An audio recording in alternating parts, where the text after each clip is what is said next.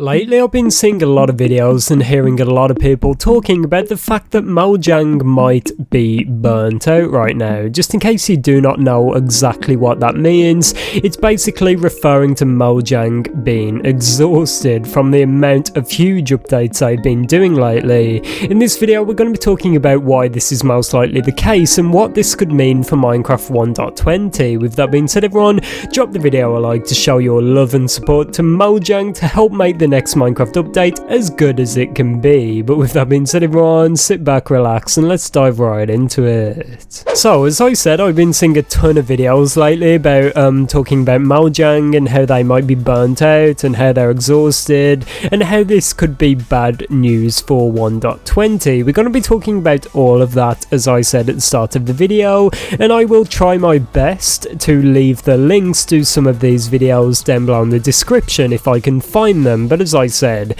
I've been seeing a ton of videos, a ton of Twitter posts, and a ton of posts elsewhere, talking about how people are quite disappointed with Mojang lately. And I did actually say this when we originally saw the Wild update and when it was originally revealed in 2021 at Minecraft Live. I did honestly say that this felt like a filler update, but to understand that we need a bit of context, because of course if some random person just started playing Minecraft and they saw the Wild update, they might not think it's that bad. But if you look to the past few updates, starting with the Nether update, which completely revolutionized an entire dimension, then we had the Caves and Cliffs update, something the community had been asking for 10 plus years, and then you go to the Wild update. It's just like a night and day difference. One of them is revolutionary, game changing, it is just purely what the community wanted, and then the other one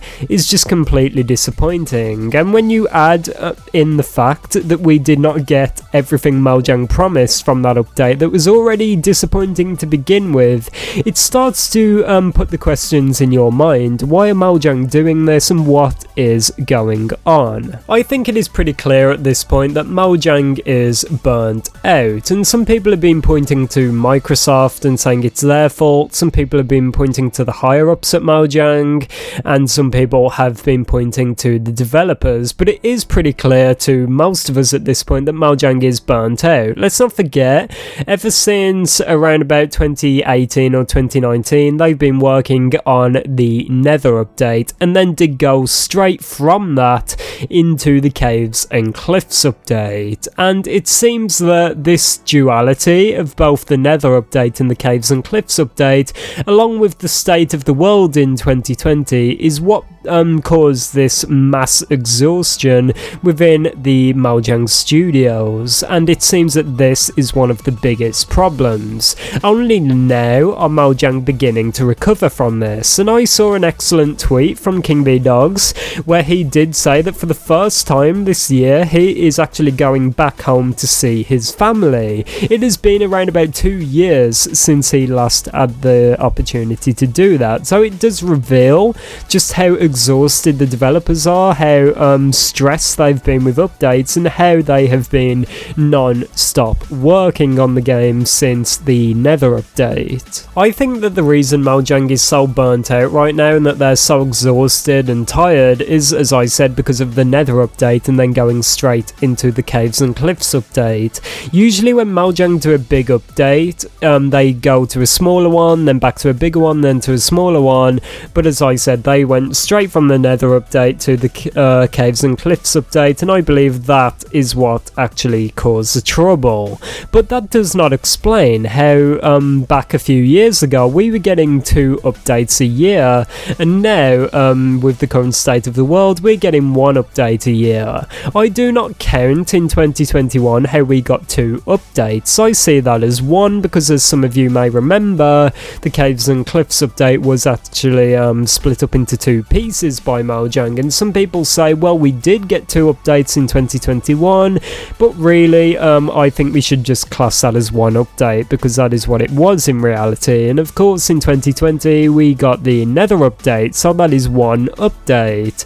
And I I'm really not sure where we sit right now as of when I'm recording this on the 11th of June. I do not know if we will get 2 updates this year. It seems that Mojang are just exhausted, and let's not forget they've lost 2 amazingly talented developers in the span of 4 days, so that is definitely going to cause even more stress on the team. And I'm sure that they're struggling with ideas right now, and they're struggling with what to do with the next upcoming updates. It's always very stressful to plan these updates, and some people are saying, well, maybe Mojang has run out of ideas, and maybe they're struggling with creativity. Maybe Mojang is struggling with creativity, but I think that could be not further from the truth. As we heard from developers like Felix, Mojang have tons of ideas as to what to add to Minecraft, but sometimes it's just a difficult process being on a tight schedule to implement all of these features.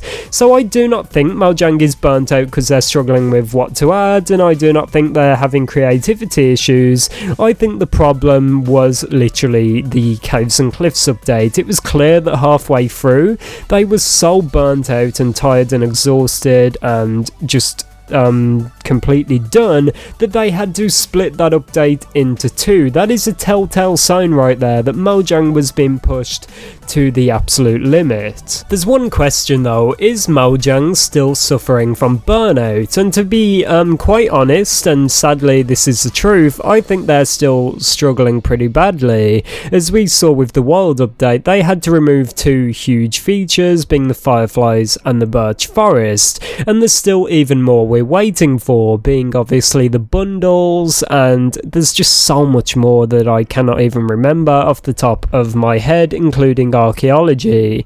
There's so much we still need that Mojang still needs to add and that they've put on the back burner, quote unquote, but we still have no sign of them. So it's pretty concerning to see Mojang with all these ambitions every year, this list of features they want to add to the game, but we only get about just over 3/4 in reality. There's still so much content Mojang promises all the time, but we do not see most of them, which is pretty terrifying. If this continues, there will be literally a ton of so many features and so much content that Mojang has got on the back burner.